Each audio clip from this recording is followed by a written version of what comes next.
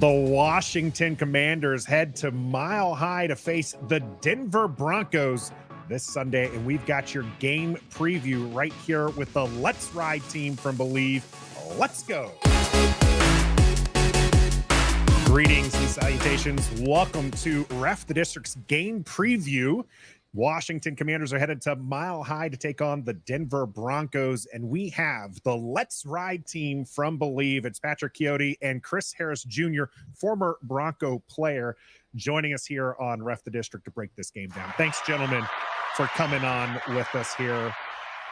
It's kind of some interesting parallels between these two teams. It seems that Denver is a year ahead of schedule, in terms of Washington, right? You guys got the new owner last year. We get the new owner this year.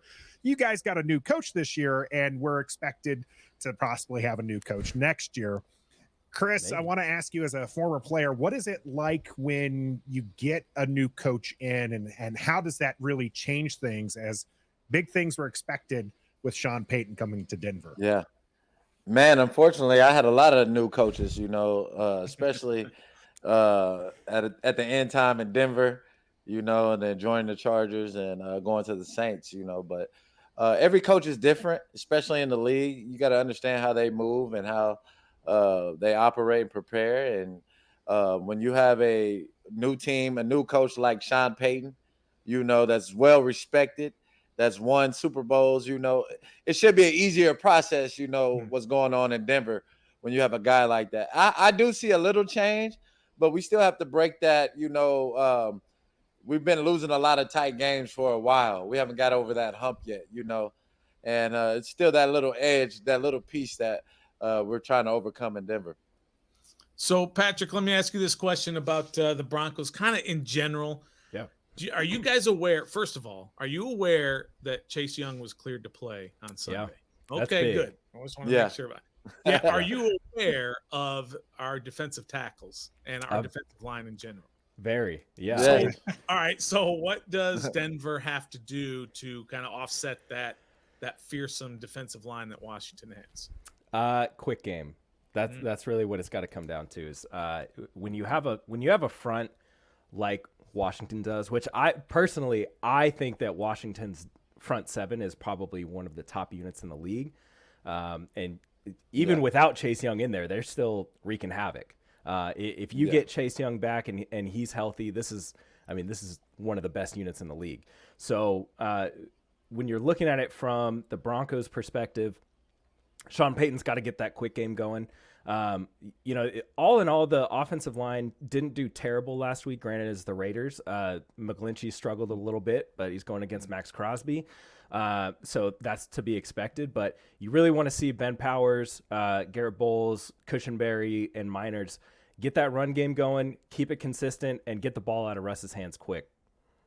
With the even Ron Rivera agrees with you, Patrick. He talked to reporters today, said Chase isn't the one you have to worry about. You have to worry about those defensive tackles before you even get to Montez Sweat coming off the edge, and then Chase Young is kind of like the extra mustard on top of all that. It's going to be a long day, we hope, on the Commander side for Russell Wilson, who is a player we wanted, but when he hit kind of that free agent market there.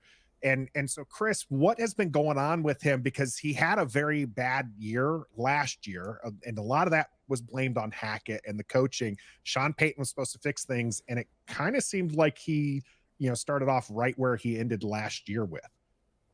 Man, we haven't had an identity on the offensive side for a while. So I think last year it was Russ trying to come in. He had a lot of hype, tons of social media hype, everywhere you go.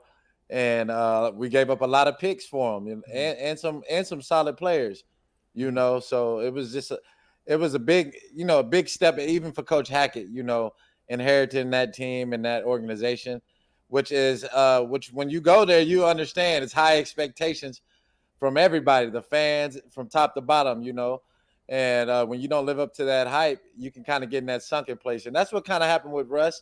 And I think he's definitely came back and improved. And he's not going to be that guy that can carry the team. We need guys to step up around him, to make the big catches, to make the, the 50-50 balls, that you see that these receivers around the leagues are doing for their quarterbacks. So Russ definitely needs help, but he has improved. And I think Sean Payton is going to help the offense get that identity.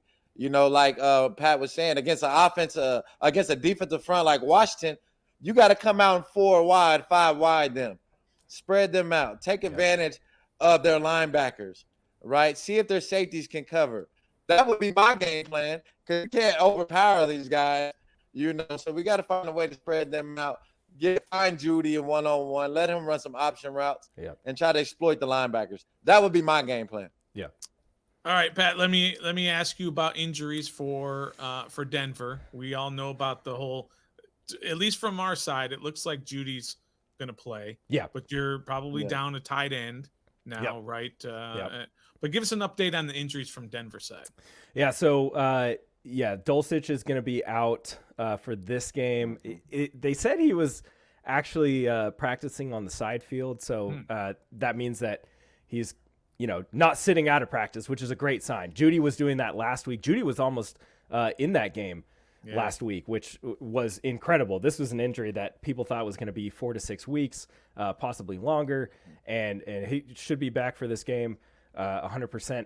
The big one for me, though, is Frank Clark. Frank Clark's going to be out for a couple of weeks.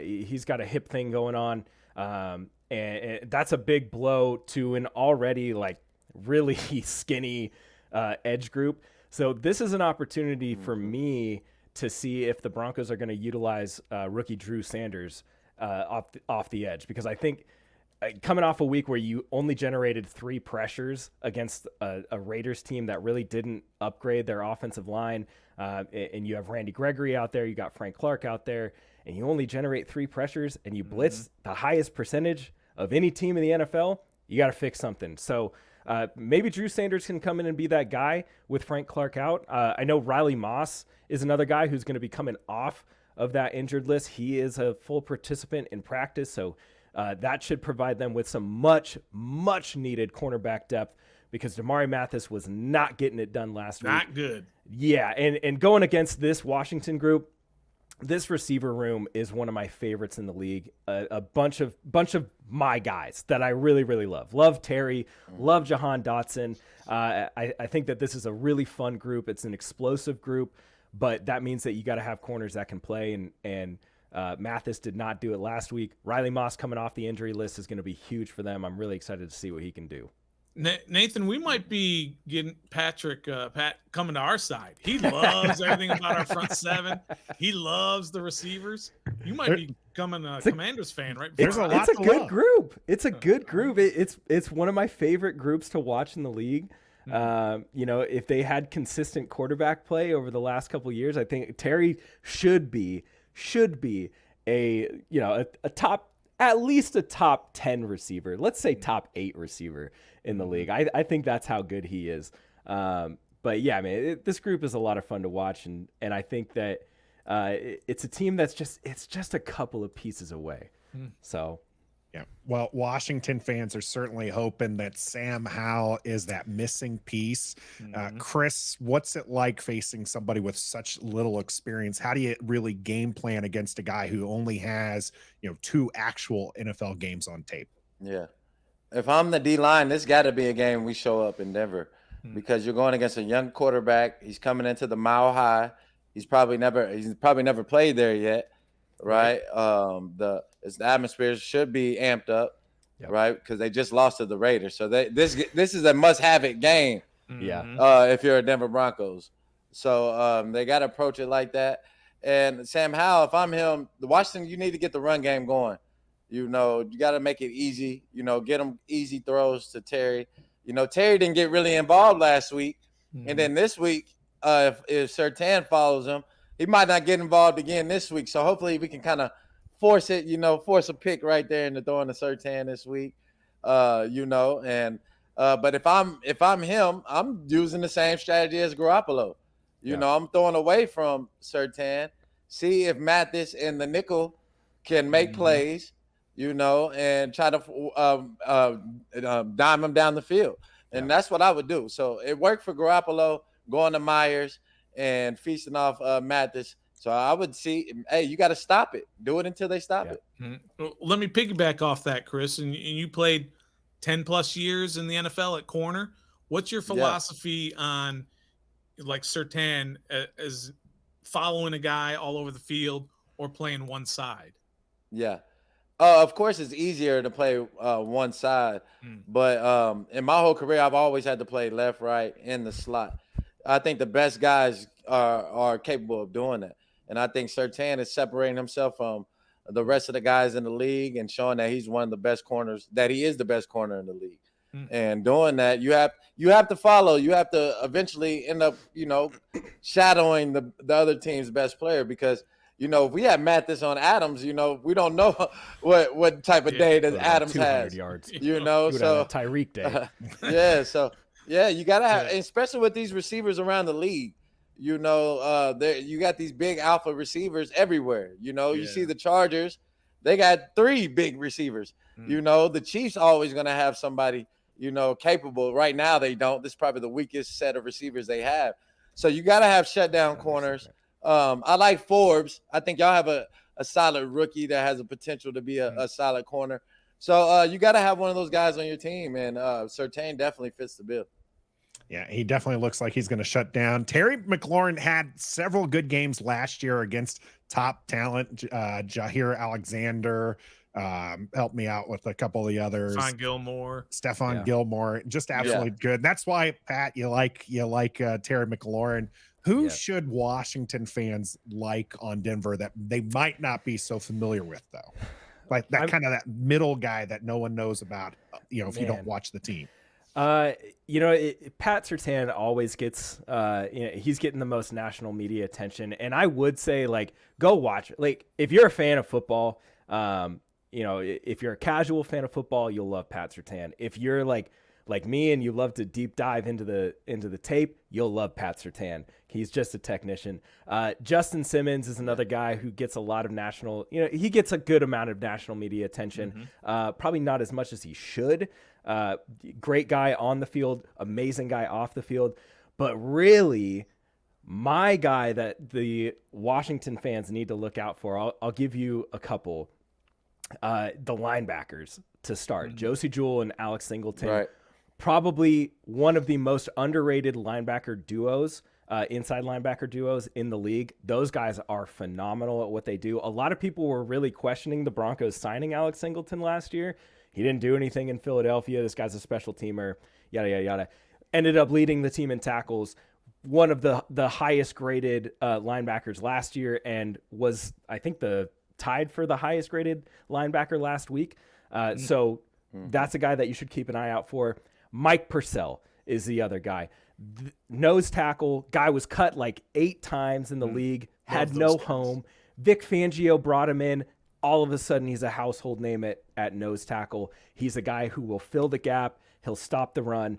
And he's just a monster of a human, too. So Mike Purcell, the linebackers, Josie Jewell and Alex Singleton, those are the guys that you really, really should love. Everybody should know who Quinn Miners is. He's the guy who's blocking the tree. That guy's an absolute animal. Love watching him play on the offensive line.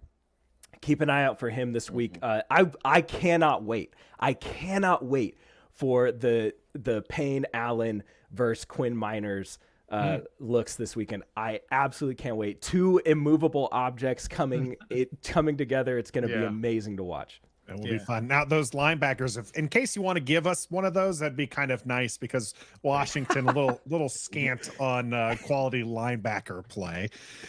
Chris, how about you? Do you got any other kind of X factor type guys that Washington fans should be on the lookout for? No, he definitely stole mine. I was going with the linebackers. The linebackers are very consistent. These are 2 guys that just do their job. Right. They might not do anything crazy, really, that Pro Bowl-ish type change the game type things, but they're going to be there. They're going to be in the right spot. They're going to do their job. So that's one thing I love about the backers. I would say a guy that probably doesn't get a lot of love I think he's probably stepping up. I think he improved. Cortland Sutton. I think he's a guy that y'all shouldn't sleep on in this game. Because Forbes, he's a more slender, corner. He's not as strong yet. He's still, he's still a kid, coming into the league, So I want to see that matchup versus Cortland Sutton. Hopefully, Cortland uses his physicality versus him, and they kind of, give him more action versus a rookie, So that's what I want to see happen. But so you guys are out there in Denver, and you guys are getting the effects of the whole Deion Sanders at Colorado, and how he's using the haters, if you will, to motivate his team and to perform well. What I'm wondering, Chris, is that something that translates to the NFL? Can you use that? Because I understand how it works on 18, 19, 20-year-old kids, but is that going to work with Jonathan Allen, a 6-7 year all-pro, a guy coming in here talking about, using all these catchphrases that Deion likes to use? Does that work with NFL vets? Oh yeah, definitely. Okay. I think so, man, because you're always trying to find something to get an edge. That's like Tom Brady. He's looking for any little tad bit, anything, anything that you might say that can give him an edge going into that week. Give him an extra juice. Okay. So I definitely, as a player, I always, you can always use that as for motivation, and you need that too. When a guy like him, he's well accomplished. He probably won national championships in Alabama, and like you said, he's been successful in his career. So anything like that can definitely give him some motivation to go out there and ball. All it takes is for Russ to say, I'm not really worried about the interior defensive line. And then, bam, Boom. switch. You shouldn't have opened your mouth. Are you reporting that, Pat? I am not reporting that. We're going to clip that one up. Definitely send that one out to the team to make sure they get that extra motivation. Montez Sweat, Chase Young, both going to be in this game. Both have motivation, as it is a pay me year, as both of them are not on contract. How much does that motivate a player, Chris? Oh man, Chase Young, he should be the hungriest guy in the building. You go a top pick like that and your team doesn't give you the 5th-year option. I was kind of surprised by that, because usually when you have a guy that's freakish athleticism as Chase Young, he gets 6 years automatically, just because you can't let that potential go to waste, and you drafted him a high value pick. So that was very surprising. So I'm interested to see how he comes out and plays. He should have his hair on fire, and Sweat, he's going to he should get a big deal. I think edge rushers, everybody gets $100 million with edge rushers, so it's just is him just being consistent and going out there and doing what he's done the past couple of years. He should be able to get a big payday. All right, Pat, last question from me anyway. Let's get right down to it. What do you got for prediction score in this game? Oh, man. You got to do it. You're going to put me on the spot here. Yeah. All right, listen. Can't get away. The last time these two teams played, it was a really tough battle. Came down to the final minutes. It was a 17-10 affair. Last year, week 1, Broncos lose 17-16. This year, week 1, Broncos lose 17-16. Interesting. For me, what it's going to come down to is how well is the offense going to perform against this ferocious defensive front. Are they going to do what Chris said and kind of pick on Emmanuel Forbes a little bit? Jerry Jeudy's back in the mix, so that's great. But how is this defense going to respond in this game? You gave up a few pressures to an Arizona team that's lacking all over the place. This is an opportunity for the Broncos to say, hey, new week, new us, fresh start. They're going to get to the quarterback a little bit, maybe rattle Sam Howell. Sean Payton's going to have that game plan for a rookie quarterback. So I'm going to say 17-10 Broncos because the last time – history's just been repeating itself lately. I'm going to say 17-10 Broncos. Taylor Heineke was in the end zone on that play, by the way. At the end of that game. He was in. I cannot confirm nor deny. It came down to the wire. How about you, Chris? What's the end result of this game between Washington and Denver? I don't see either team scoring over 20 points. So That's it's going to be one of those, low scoring games. Washington, I think they need to establish their run game, right? That's one thing I see as a whole in their offense, that they haven't had a bona fide, this is our RB1 guy, consistency. So I think they'll try to do that a lot this game. Try to, because this is going to be a hostile environment for a young quarterback. So I think it's going to be a low-scoring game, 19-16, Broncos. Real low score. That's a high scoring game for the Broncos. Yeah. That's a high scoring game. Yeah, that's true. above average at the bare minimum. I picked Denver during our Wednesday live show, but after talking with you, gents, I don't know. I got to flip the script here, Stoner. I think I am going to take Washington 17-13, and Sam Howell is going to end up with that record. I don't know if you two know this, but he could be potentially the first QB to score a rushing touchdown and a passing touchdown if he scores that against Denver the first 3 games of his career, starting off that way. Maybe, just maybe. That'd be big. How about you, Stoner? You got a prediction here for these gents? Yeah, I'm going to stick with what I had on our Wednesday show and on our live show, and I've got Denver 20-17. I think we're all kind of in that same ballpark. Low scoring, tough environment up there in Denver and Colorado, and 2 offenses that are still trying to find themselves. So, yeah, I'm kind of right with everybody. Low scoring. I got Denver 20-17. All right. Well, I'm the lone wolf here. We'll see how Sam Howell and the Washington Commanders do this Sunday. It is a late afternoon game for our East Coast friends. It is that early afternoon for those people out there in Denver. We appreciate Pat and Chris joining us here from the Let's Ride podcast on the Bleav Network. I'm Nathan Perry. That's the Stoner. And until next time. Always wanted to do this. Let's ride. Let's ride. Be a fan.